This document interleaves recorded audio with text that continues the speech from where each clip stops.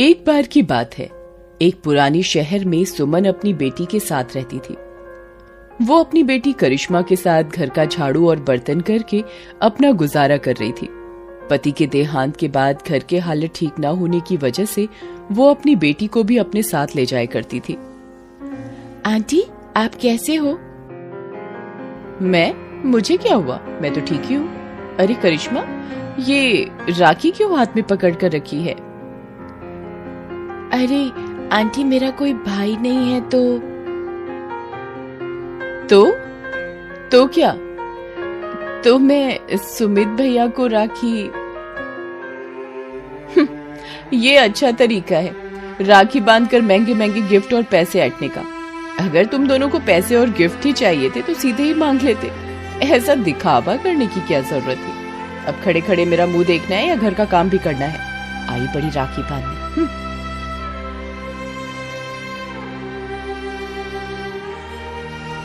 करिश्मा, हम अजय भैया को राखी नहीं बांधेंगे। चल छोड़, हम गरीब है शायद इसलिए। तो क्या हम ये अपनी राखी किसी को नहीं बांधेंगे? अरे नहीं, हम हमारे पड़ोस वाले दीपक भैया को राखी बांधेंगे। वो वैसे भी बहुत अच्छा है, वो हमें राखी बांधने के लिए मना नहीं करेगा। हाँ, आप जल्दी से काम कर लो, फिर हम चलते हैं। हाँ चल। कुछ देर बाद करिश्मा मेम साहब की बेटी से पूछती है, तुम चॉकलेट खाओगी? हाँ दीदी, मैं चॉकलेट खाऊंगी। तो ये ले।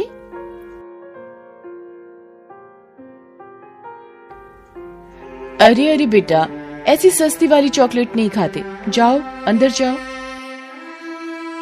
ओके मम्मा।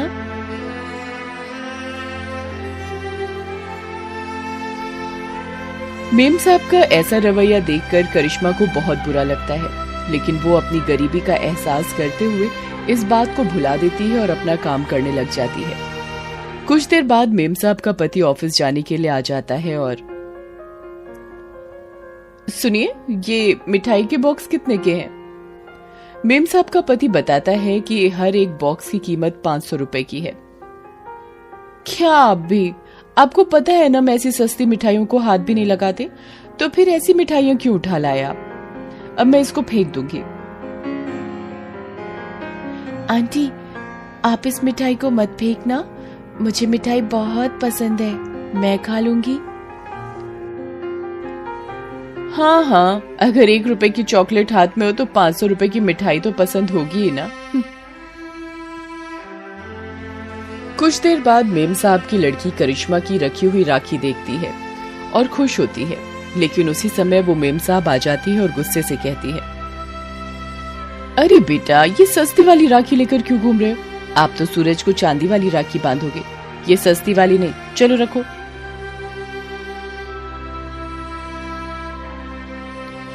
अच्छा सुमन। जी मेम साहब। ये राखी कितने की है? 15 रुपए का पूरा पैकेट आया, जिसमें 3 राखी है। यानी 5 रुपए की एक राखी है ना? इतनी सस्ती राखी। चलो ठीक है। ये देखो, मेरे बेटे के लिए ये महंगी गिफ्ट्स। जब मेरी बेटी ये गिफ्ट्स देखेगी तो बहुत खुश हो जाएगी। उसी समय वहां से सुमन गुजर रही होती है और गलती से गिफ्ट पर पानी गिर जाता है। ये क्या कर दिया? ये सारे टॉयज मैं अपेक्षा को गिफ्ट देने के लिए लाई थी, देखकर नहीं चल सकती थी क्या? सारे टॉयज पर पानी फेर दिया। मेम साहब, मुझे माफ कर दीजिए, ये मैंने जानबूझकर नहीं किया। अच्छा, तू कहना चाह रही है कि मैं तुझसे जानबूझकर टकराई, है ना? नहीं मेम साहब, कितने महंगे टॉयज हैं, कभी देखे भी नहीं होंगे। अचानक मेम साहब का फोन आता है और उसके पति दुखी होकर बता रहे होते हैं कि हमारी कंपनी को बहुत बड़ा नुकसान हुआ और इसलिए अब वो हमेशा के लिए बंद हो जाएगी और हमें नुकसान की भरपाई के लिए हमारा ये घर, गाड़ी और तुम्हारी सारी ज्वेलरी बेचनी होगी, और अगर इससे भी भरपाई ना हुई तो हमें हमारी गांव की सारी प्रॉपर्टी भी बेचनी होगी। अब हम जल्दी से यहाँ से निकलते हैं, तुम बैग पैक करो। पर हम कहाँ जाएंगे?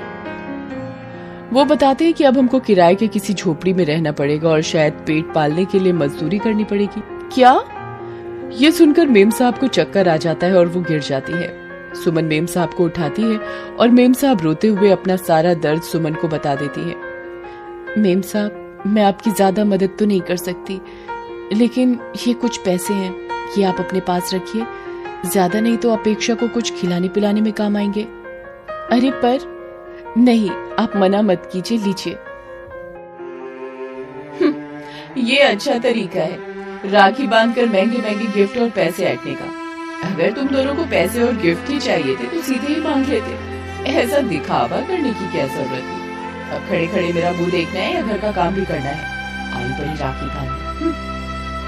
अरे अरे बेटा, ऐसी सस्ती वाली चॉकलेट नहीं खाते, जाओ अंदर जाओ। ओके मम्मा।